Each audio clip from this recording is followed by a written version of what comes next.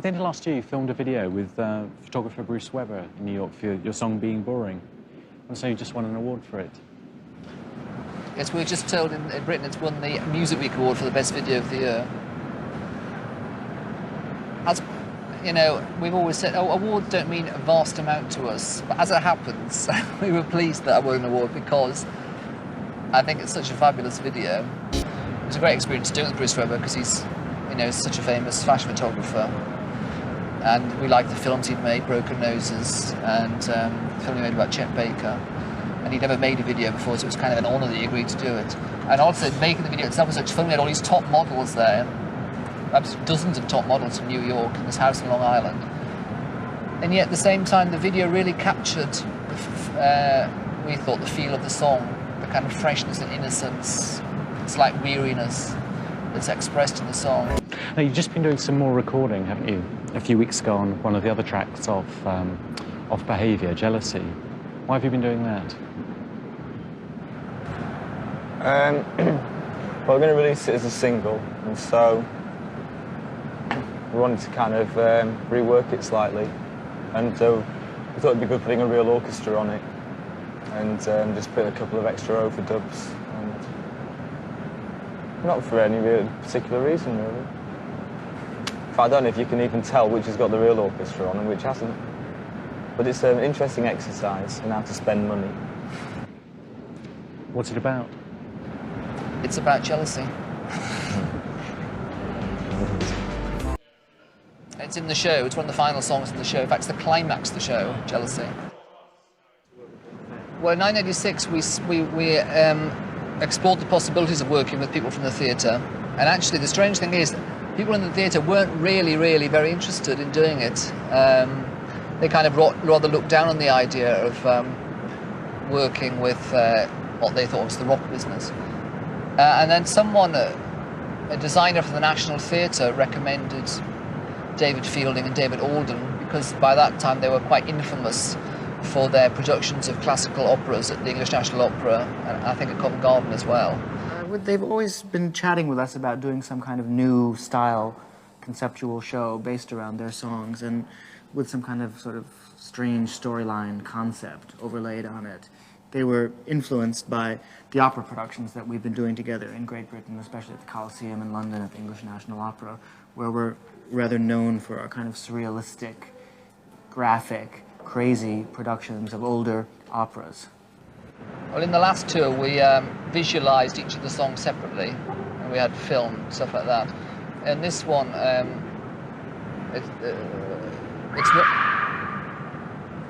on this tour, it's more or less followed through as a whole.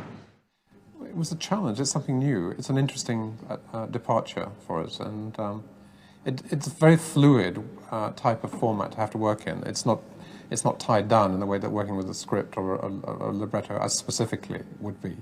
And I think we found that rather amusing. It's more like sort of staging a kind of an abstract series of poetry, yeah, or like it's an event, 20 short stories, yeah, and pulling them into some kind of cohesive order. Opera's not very gentle anyway. Most operas have, a lot of operas are quite ferocious. Lubeard's Castle, which we saw the other day, is about, you know, a man who brings all his wives back to his castle when he's married them and murders them all. And the way they've done this, it's not in a gentle style at all. It's quite ferocious, a lot of it.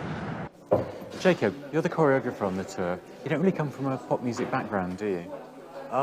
No. I suppose I'm sort of known for my arty sort of work. I usually do, like, contemporary dance companies. Is mostly what I've done in the past. I've pretty much done all of them, you know. In fact, I haven't even seen a rock show for the last 8 years. I think the Stranglers, I saw the Stranglers many years ago. So, no, I don't. Presumably this isn't going to be very much like the Stranglers. This isn't going to be very much like any rock concert. What did you think when you were asked to do it? Were you a bit perplexed? No, I wasn't perplexed at all. It was just like, whoa, yeah, I think, yeah, that would be a good one to do. Do the Pet Shop Boys, brilliant, yeah. Chris, one of the most talked about highlights from the last tour was your dance sequence during Paninaro. Will you be reprising this in any way? No, because of that, I've decided not to do one this time. I didn't like the reaction it got. It's too popular. Too popular. Are you just visualising music as you would in an opera, or are you doing a completely different thing here? Well, I mean, we're influenced by the score and the way the music sounds and the rhythms and things, and we're also influenced by the lyrics, and we've taken really a kind of random selection of their songs, some of them from the new album and some sort of greatest hits from the past, and we've kind of, over these songs, which really have some common themes but are basically just song after song, we've kind of overlaid a structure to it and a kind of a storyline, a kind of emotional structure. Now, Chris, why do you want to do this? Perhaps you could prompt him at this point. Well, you're just not why? very interested in doing a conventional rock show. I mean, the first song is This Must Be the Place I Waited Years to Leave, which is about dreaming you're at school, and so it's set in a school. And so they take fairly, some of them scenes take fairly literal, have very literal interpretations, like My October Symphony is kind of a Russian scene. But then as the show goes on, I think it gets more bizarre. And I mean, in Suburbia, which you saw before, I'm in a kind of iron cage having electric shock therapy, and I escape at the end. I don't think one should look for a fantastic amount of meaning as such in the way it's being visualised. When I say it's theatrical in its presentation. And often when you get images that aren't to do with anything, not to do with the lyrics, you do get a kind of meaning out of it. I'm sure there'll be some people who will be able to see the show and explain the whole thing. I find it difficult to see any kind of intellectual logic or something running through the whole show. But there is, it's basically a sort of travelogue in a way, you know, the way of going from A to B to C to D throughout the, and we end up in heaven at the end, I think.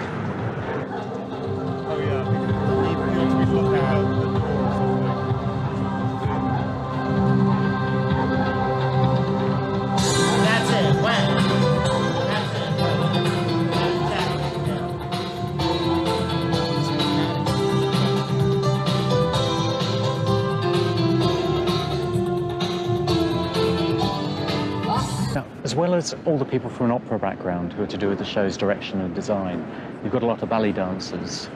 Is it weird working with all these people who come from very different areas?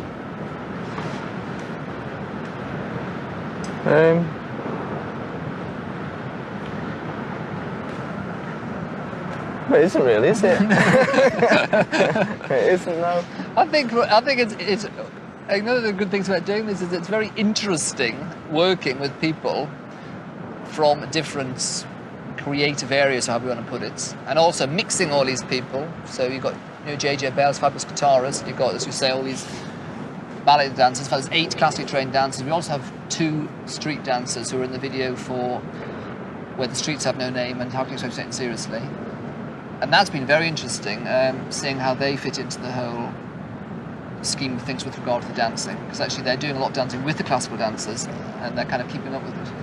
And I think that's what fascinates everyone, is that everyone comes from some such different backgrounds, and therefore there are no preconceptions about anything. I don't want to touch it because it might think But then that. maybe after a while it becomes like a believer, you know. Okay. Jerky. Okay. Yeah. And, yeah. Right. And I think you should basically just stay out front like this, and then for one time, maybe you.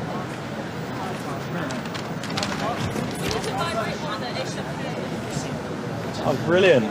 Then you just come back down stage again until you're ready to get it.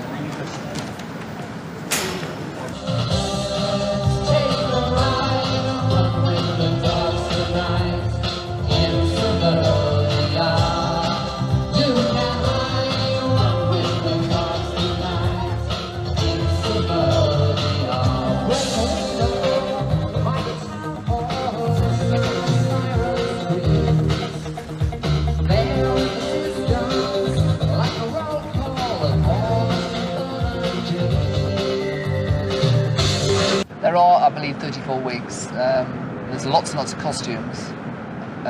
We have 2 wigs, don't we? Yeah. In the second half of the show we have. Each wig is made with real hair from Eastern Europe because they get it cheaper over there. And each hair has to be positioned separately in each wig.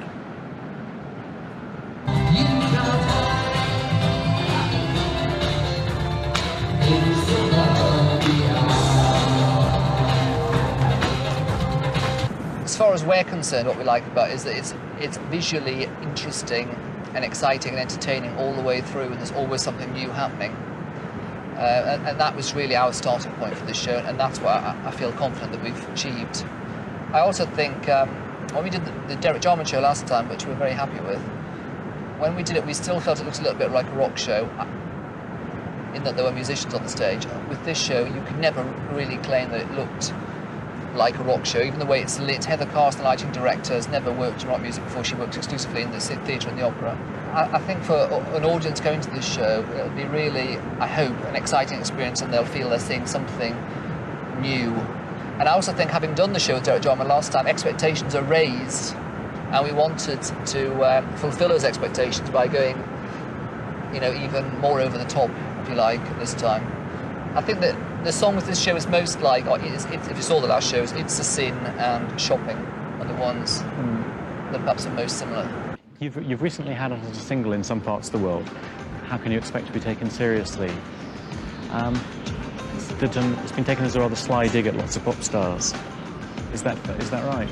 Yes, it is. I don't know. It's a kind of rather open dig at pop stars generally. I mean, it's in the kind of tradition of Opportunities, for instance. Actually, it was quite nice to be able to get digs at things that really nauseate us, like the Rock and Roll Hall of Fame, which they have in America. And the obsession there's been, although it seems to be receding now, with doing things for charity and maximum publicity at the same time that you get in the rock business, where you kind of feel that it's not necessarily a good thing that rock stars are try to present themselves in an incredibly positive and they're warm and wonderful human beings kind of way. And I think the song is about the kind of self-serving nature of a lot of people in pop music. And also it's funny, it's not, I don't know how seriously it's meant really. Do you ever fall prey to any of the vices in the song? I think probably all of them, yeah. And so if people don't catch us this time, they're not going to catch us again, and they will literally have missed out on the best rock show that the world has ever seen. Fair enough. But you're not going to split up afterwards or anything? Yeah.